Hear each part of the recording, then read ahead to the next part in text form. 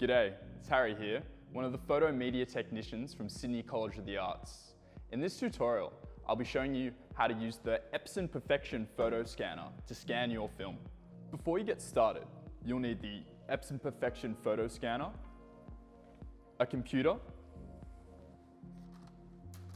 a film holder, and most importantly, your film.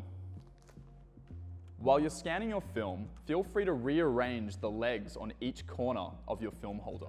Rearranging these legs will adjust the focus height of your film. Before you put your film in the film holder, remember to wipe any dust off, both your film as well as the holder.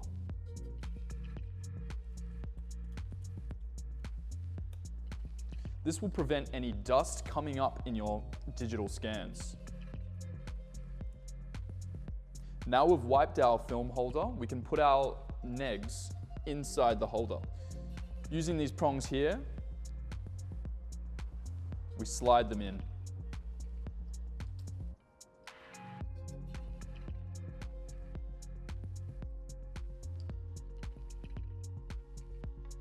Remember to be nice and gentle while handling the film holder, as it's made out of plastic and quite brittle.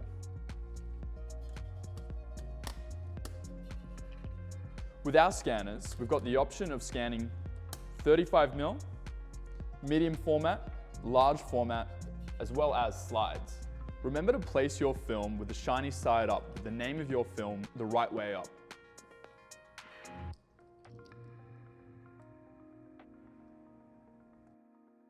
If your film doesn't reach the entire holder, to prevent glare, you can block it out using black cardboard or cloth. Place your film holder, aligning them with the arrows.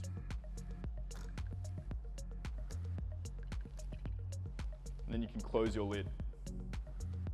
Then you can turn on your film scanner. Open up the Epson Scan 2 program.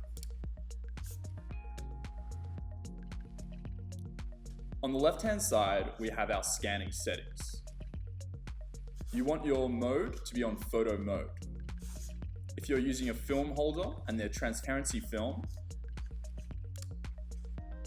click Transparency Unit.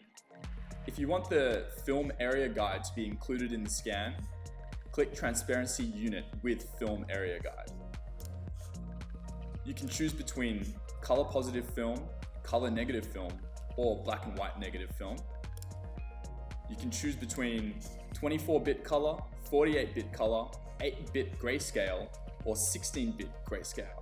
I would recommend the highest bits between color and grayscale, so I'm going to choose 16-bit grayscale.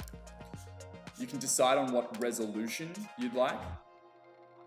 The higher the resolution, the longer the scan will take, and you can decide on your scan quality.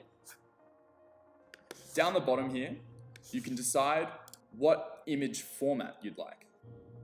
JPEG, PNG, TIFF, multi-TIFF, or PDF. For images used on the web, I'd recommend PNG or JPEG. But for images that you'd like to print, I'd recommend using a TIFF. We can go ahead and preview our images.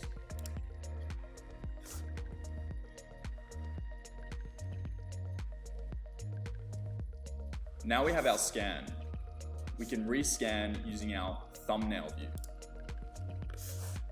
This batch scans individual images and crops them automatically.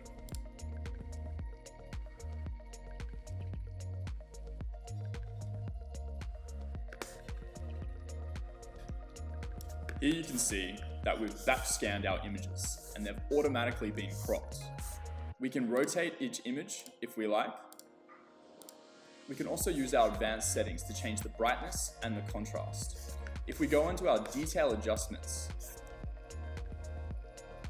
we can use our histogram to change the exposure of our images. I'd recommend using the histogram before you scan your images and fiddle around to see what's best. The reason we use the histogram is so you can get the best out of your image. Here is where you adjust the lowlights. Here's where you adjust your midtones, and here is where you adjust your highlights. When you're scanning your film, make sure that your scanning perimeter is within the frame of the photograph. If it's not, it'll scan at an incorrect exposure.